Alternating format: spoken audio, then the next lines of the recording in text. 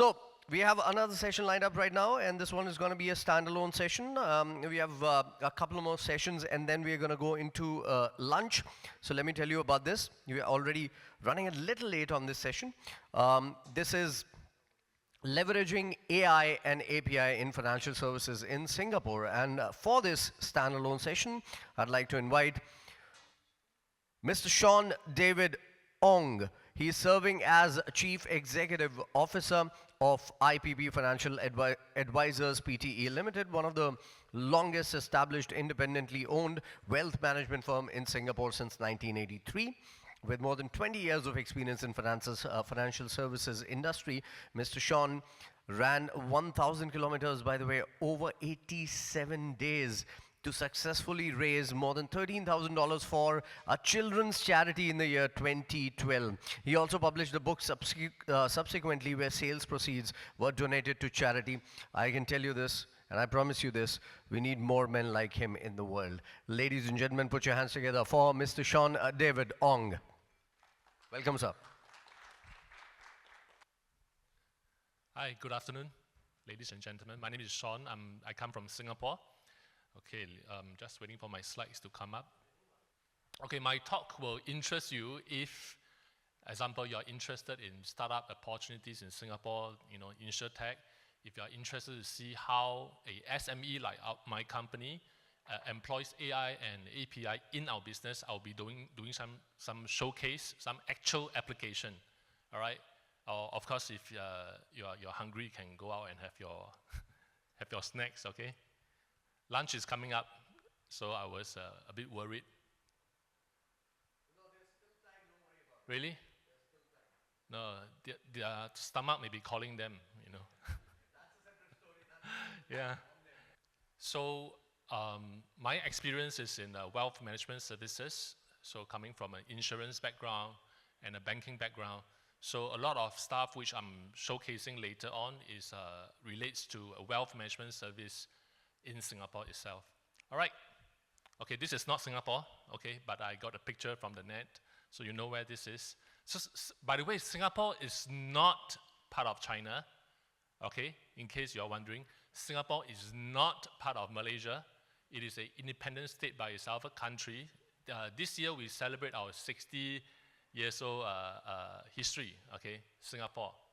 And just now there was a Danish guy in military. In Singapore, it's mandated for all males to go through 2 years of military service, all right?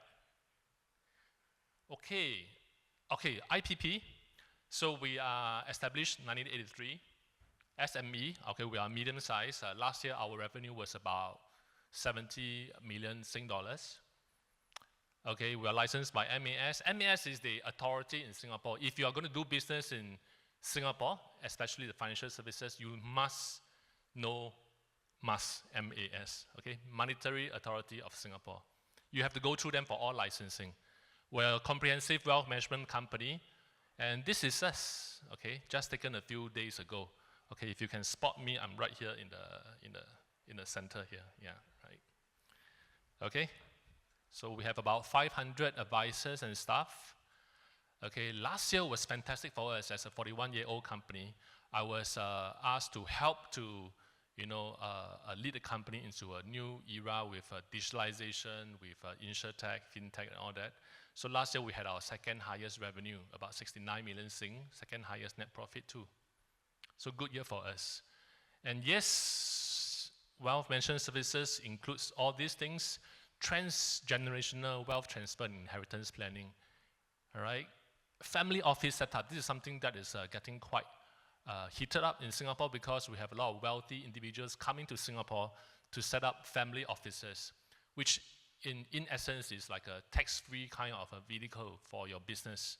So you have the likes of, Google founder, Dyson founder, ex-Facebook co-founder, all these people are here in Singapore. Okay, high net worth bespoke investment. We did even property development in Australia, in Seattle.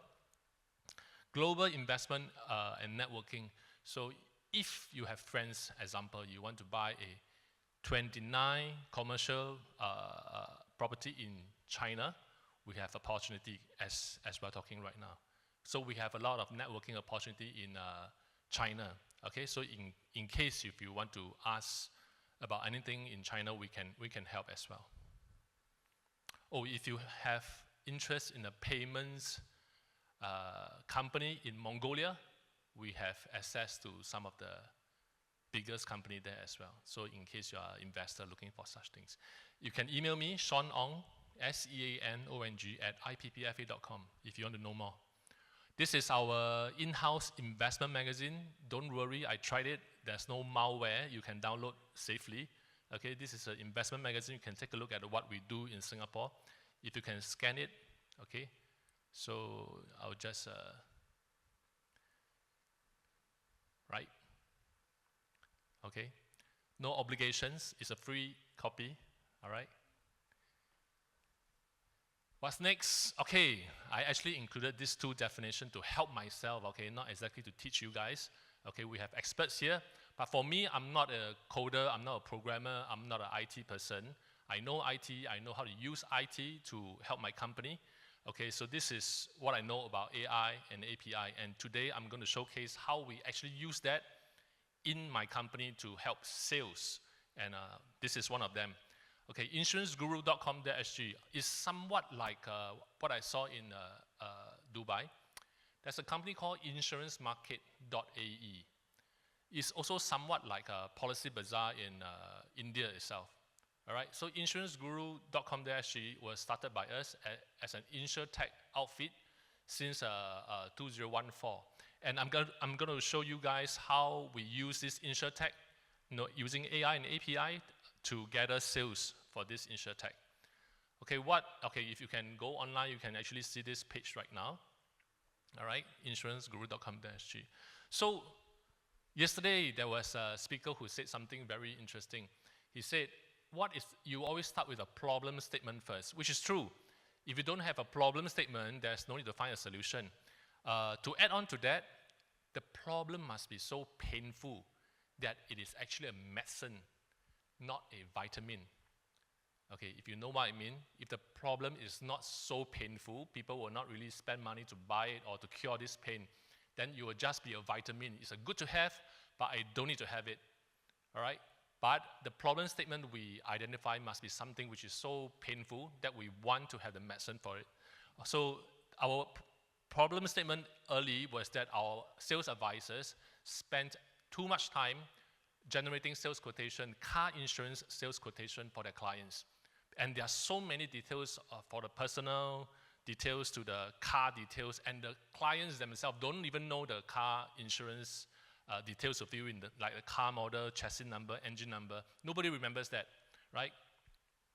So because of that, okay, it's the birth of Insurance Guru since 2014. So what we do, okay, this is live. If you go to the website, you can actually see this. Because in Singapore, we have different types of car insurance, but here we will allow the user to actually choose the features they want. So interestingly, for those who are familiar with the insurance industry, we know that a lot of insurance products are bundled, meaning you have to buy the whole deal whether or not you like some of the features. And that makes the insurance product itself more expensive than it should be. So as an end user, I do not like to buy things which I don't need to use. So this insurtech that we have allows the user, the online user, to actually customize what they want in their car insurance product, all right? And, okay, so they customize the features they want instead of buying the expensive package offered by the insurance company. And how do we do that?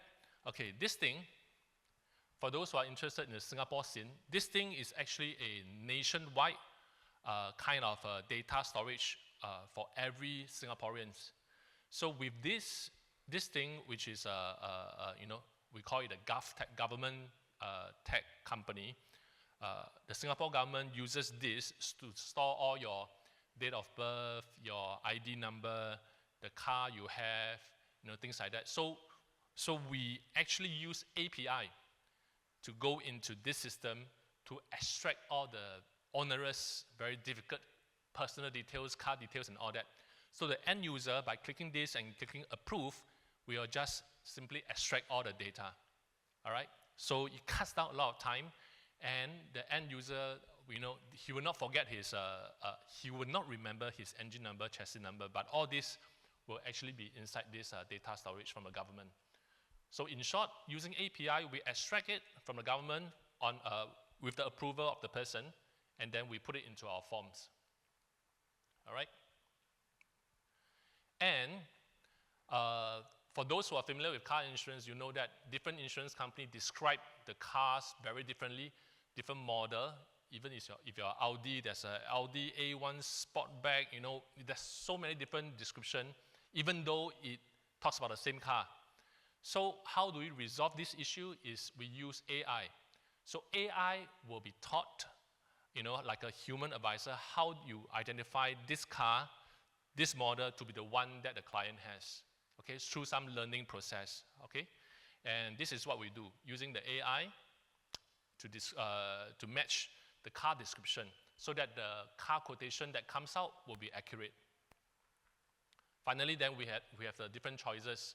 Using API, we extract the sales quotation from different insurance companies and present them to the client, the end client, and they will choose the best product for themselves. All right?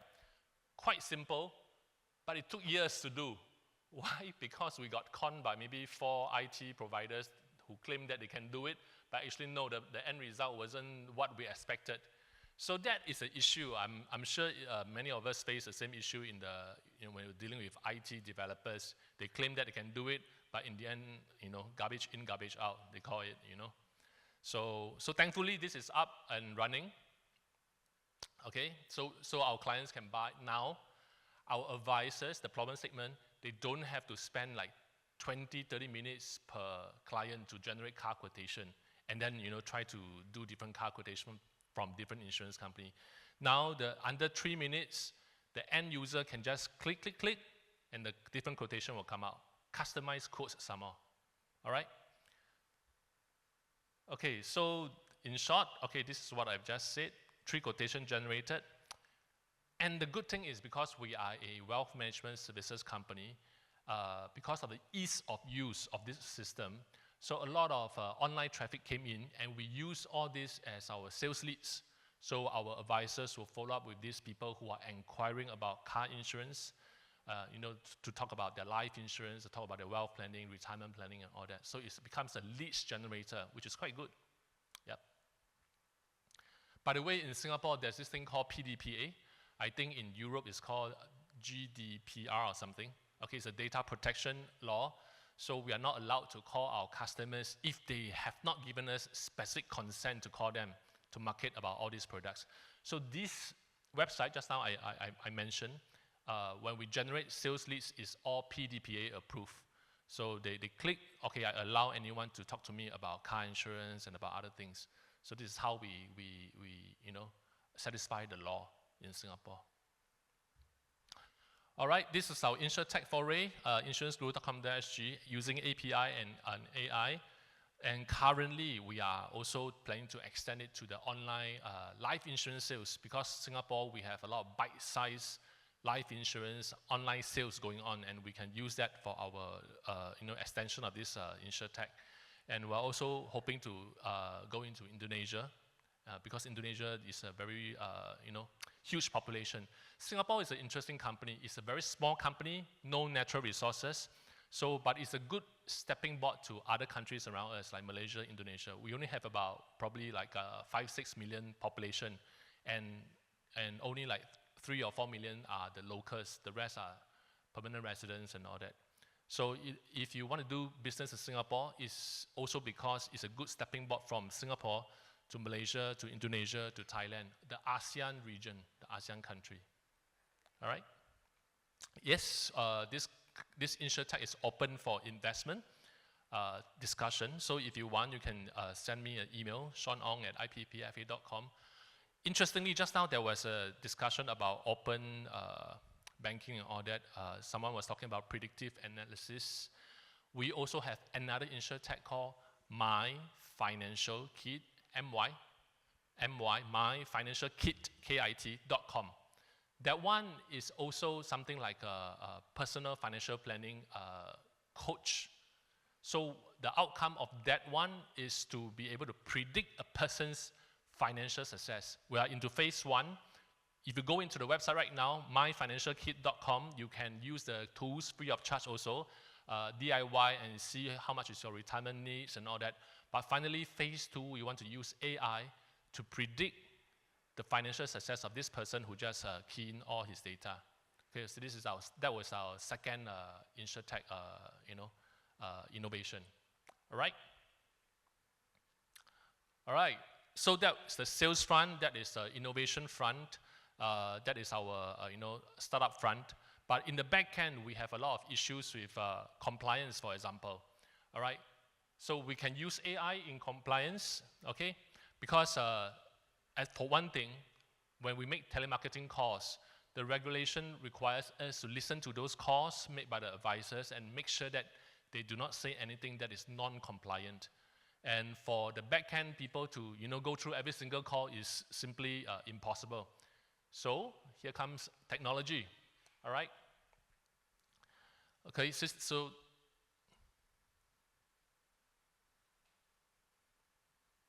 okay, we will use this speech to text AI. Okay, so what we do is we use somewhat like a robot to listening to the conversation, and then from there they will audit this outcome itself. And what happens is this. Okay, this is let me see. This is actually a video I'm going to show. Okay, if you see, so you see the mouse moving is actually by the robot that we built. Yeah, you see how fast it's running, right? It's supposed to run, jog, cycle, and all that. So this is how fast AI can do within the company instead of human. This is all done, automated.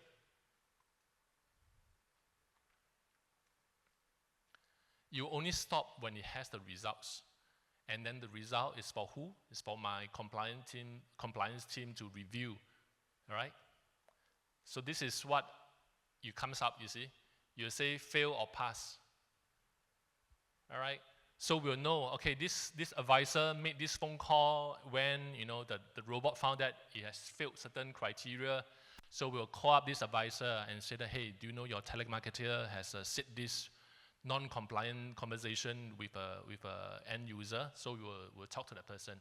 So this is actually using AI to audit our telemarketing calls. All right? So these are some of the algorithms that we built into the robot. So fail or pass is all there. And of course, these are all inputted by humans. Like we need to know what is correct and what is not correct, so that the AI is trained to then detect what is the mistakes in the conversation, if there's any. All right, back-end office, we also have this thing called balance scorecard. In Singapore, every advisor has to be audited, every year to make sure that they are of certain standard. They're not talking nonsense in front of their clients. So there's this thing called balance scorecard to check their score every year. If they fail the score, they cannot become a financial consultant, or they'll be suspended for that year. So it's quite strict in Singapore to protect the consumers. All right. So, but because of this thing, we have to check every cases of the advisor, check for errors and lapses, check for the compliance status, and then report to MAS. All right. So all these are very tedious, very manual, very repetitive. So what we did was we introduced AI robots. This is a subset of AI. It's called Robotic Process Automation, RPA. So it automates repetitive tasks that is done by humans in the back end, all right? In the end, the result, the time spent on such manual tasks before the solution was implemented was about 2 weeks to do up all the whole company. We have about 500 staff and advisor, all right? And the time spent, interestingly, for that process, I wouldn't say which one, but for that particular process, instead of 2 weeks, it became about 5 to 10 minutes. So a lot of time is saved. So the employees are happy because they do lesser, they do more checking, but they do less manual work.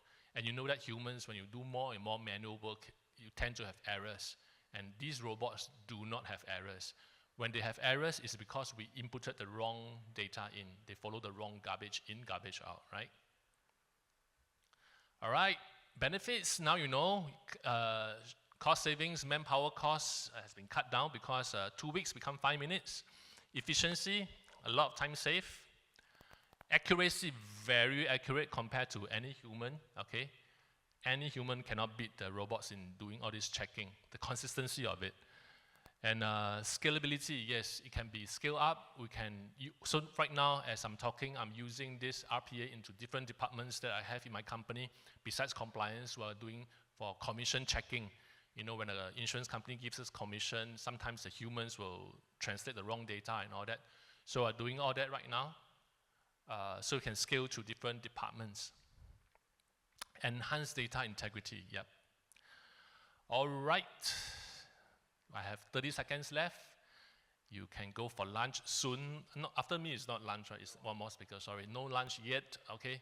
But this is my presentation. If you are interested to discuss with me, talk to me about anything that I presented, feel free to email me and connect with me, Sean Ong at ippfe.com. My LinkedIn is Sean David Ong, O-N-G, with a David as my middle name. So if not, thank you very much for your attention. Thanks.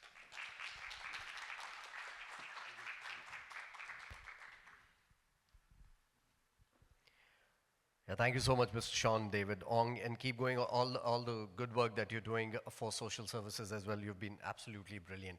We need more humans like him, ladies and gentlemen. Put your hands together for Mr. Sean David Ong. All right, next up is not a session. It's actually a startup pitch. And for that, I'd like to invite Dr. Regina Kinguri on to the stage here with me. And she's built systems from scratch, built successful teams, managed various stakeholders in private and public sectors, and grew businesses from startup to